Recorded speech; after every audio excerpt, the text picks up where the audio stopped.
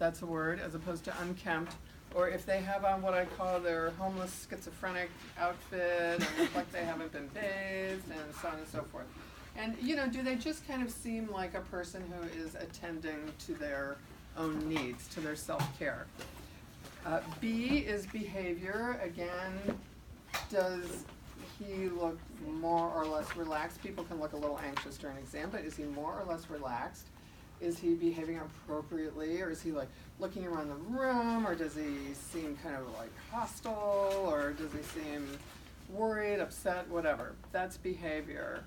C is level of consciousness, and we test this by asking some questions.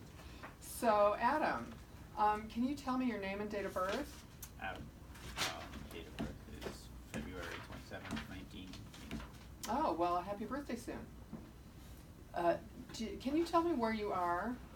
In the hospital. Okay, so you're in a hospital. Can you tell me which hospital? Shady Grove. Okay, Shady Grove Hospital. All right. And so you want people to be a little specific about what they tell you about where they are. Because a lot of people will say in the hospital, and they really don't know where they are. Can you tell me today's date? Tuesday. Do you know what the date is? The month and day? February 7th. Okay, so today is Tuesday, February 7th. That was correct. People will not always know the date, because especially if they've been in the hospital for a while. And sometimes they'll even lose track of the day of the week. So if that happens, you just kind of ask them some more questions to get an idea of, are they really, you know, oriented, or are they not? There are things like the Glasgow scale and the Ramsey scale, but we don't usually that test level of consciousness. Those are for people who have been sedated or who present to you unconscious. Everybody got that? So we don't usually use these on a conscious patient that we're examining. T is thought process, and this has to do, you're going to do this mostly in your shadow health exam. And this has to do with tests such as recall, following 2 or 3 point sets of instructions, counting backwards by 7. So we're not going to do a lot of that today because you're going to have an opportunity to practice when you do your assignment. The next part is the cranial nerves. Now the cranial nerves, and we're going to do this together. You are going to test your partner's cranial nerve function, okay? I'm going to kind of tell you how to do it. Here, we're going to, oh, sorry, I got a little, okay. So sensory, motor, and DTRs we're going to come back to after we do the cranial nerves. So these are cranial nerves. There's all kinds of mnemonics. On Old Olympus towering tops, the Finn and German viewed some hops. What? Or viewed a hop. That's usually the one that most people remember.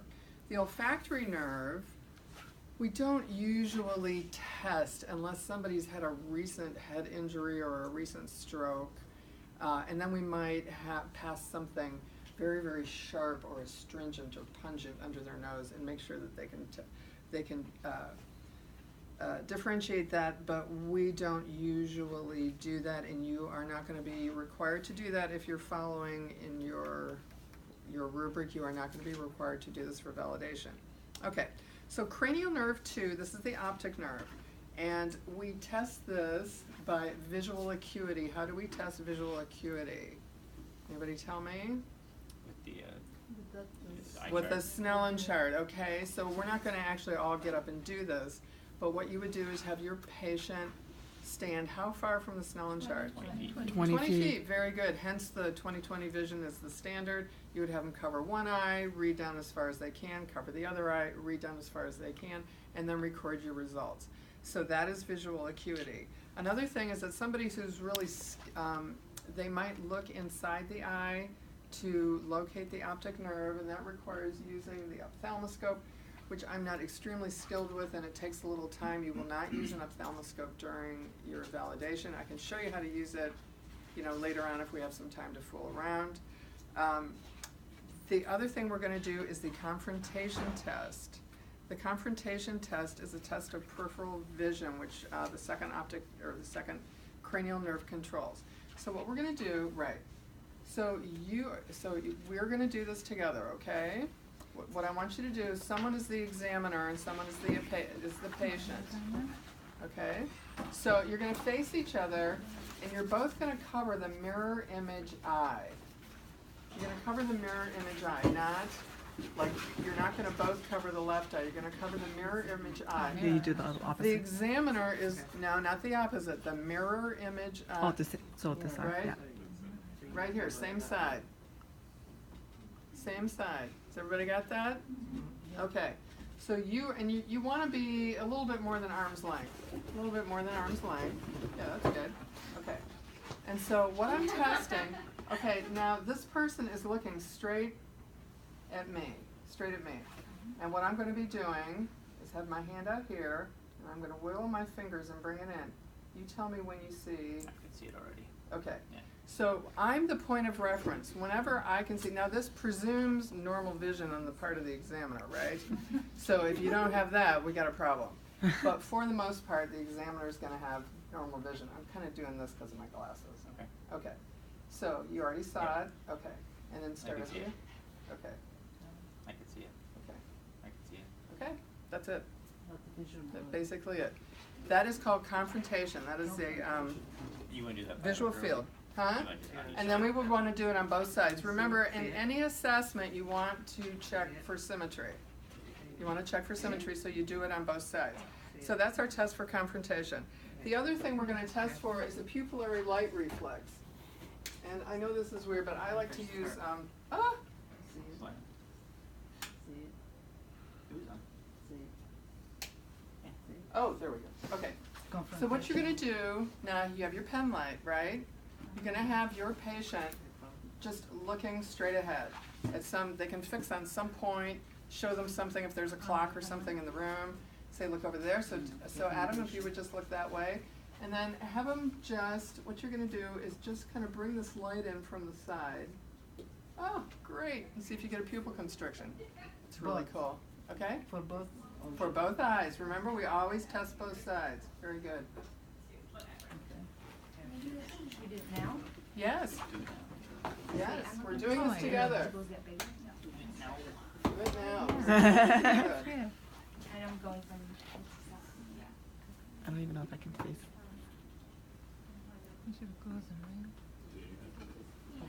I'm gonna see far away. Oh, wow, that's cool. I'm gonna see far away. I'm gonna not. You just bring that light in from the side. Have the patient look straight ahead. Bring the light in from the side and see if their pupil constricts. Okay?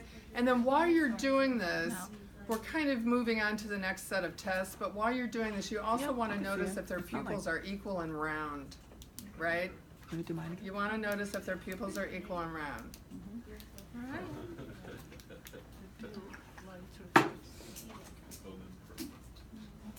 All right, so visual acuity, confrontation, and pupillary light reflex is what we're looking for with the optic nerve, although this kind of drifts into 3, 4, and 6. Now 3, 4, and 6 are tested together.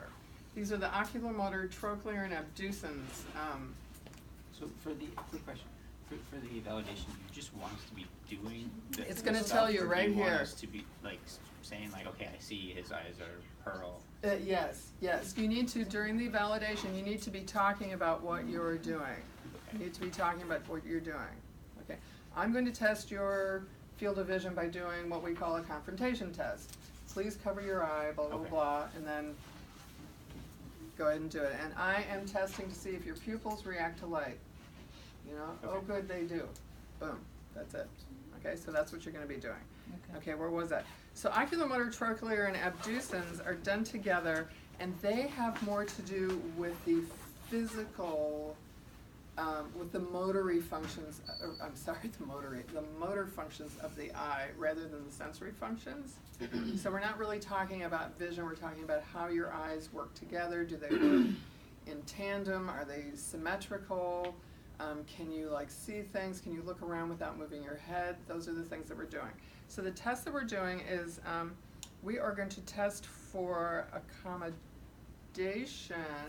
by Adam. I'd like you to look at my finger, and I'm going to put my finger, I'm going to move my finger towards the bridge of your nose, and don't move your head, just see if you can keep your eyes on my finger. Oh, very good. So what are we looking for? We're looking for his eyes to converge. It's called convergence, right? So do that.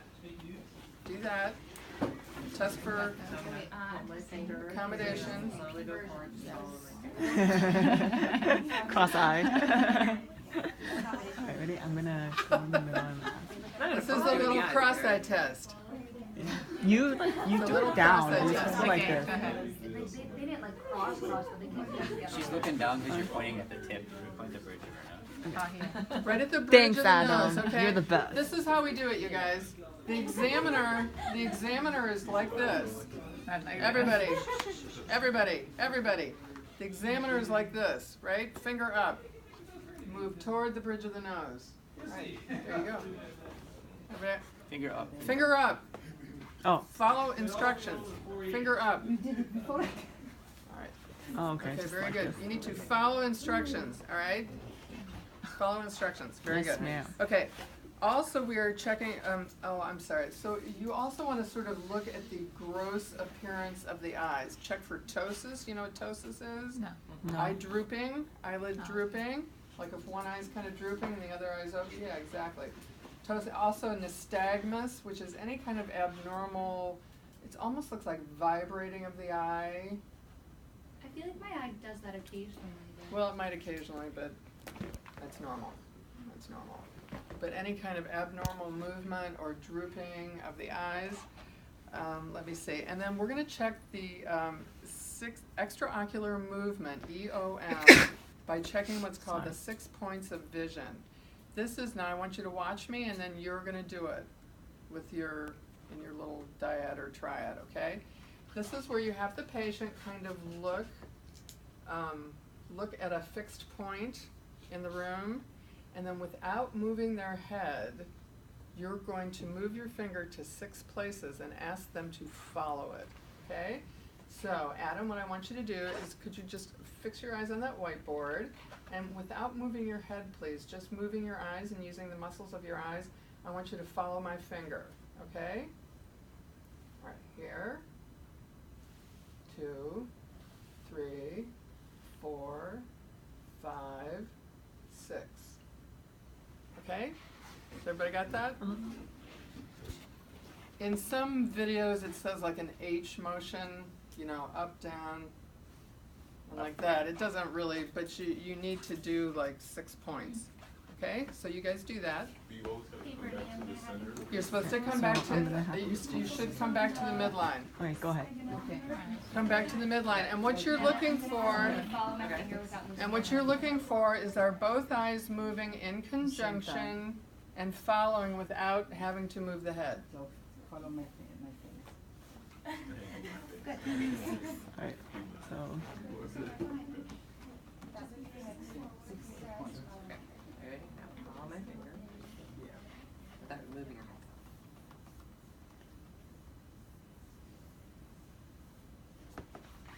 head. so it's always like Okay, what you want to do is back and forth like this, okay? So it's 1, 2, 3, 4, 5, 6. So you go Back to the middle. Yeah. Back to the middle. Okay, everybody. Follow my finger. Okay. 1, start to the side. 1, 2, Up. 3, 4, 5, 6. Let me draw a little picture. Just draw an asterisk.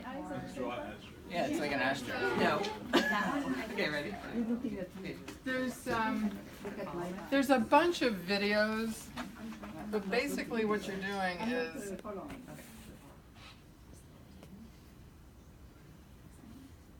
yeah, that's what I'm doing. Like a sunshine.